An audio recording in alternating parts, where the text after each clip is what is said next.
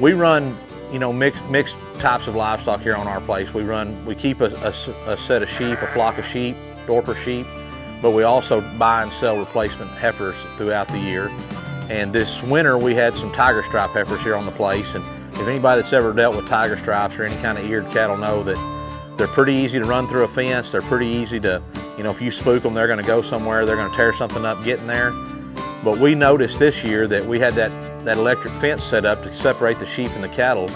And I moved the sheep and I was wanting to move the cattle, but I wanted to leave my fence up, my electric fence up, so that I didn't have to worry about them grazing what they'd already been on. And, you know, I just went through there and pulled up a couple of posts and laid down about, I don't know, 40 or 50 feet of fence there.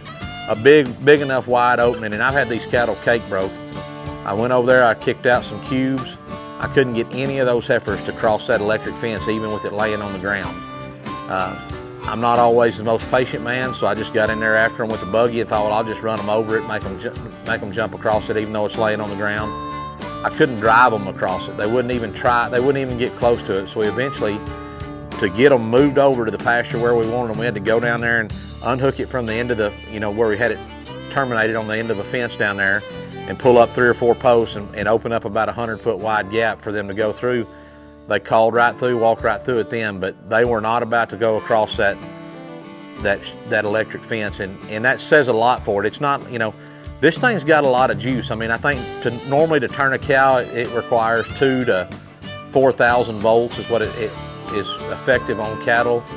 This little unit right here is putting out about 12,000 volts. I mean, it will light one up and keeps them where you put them.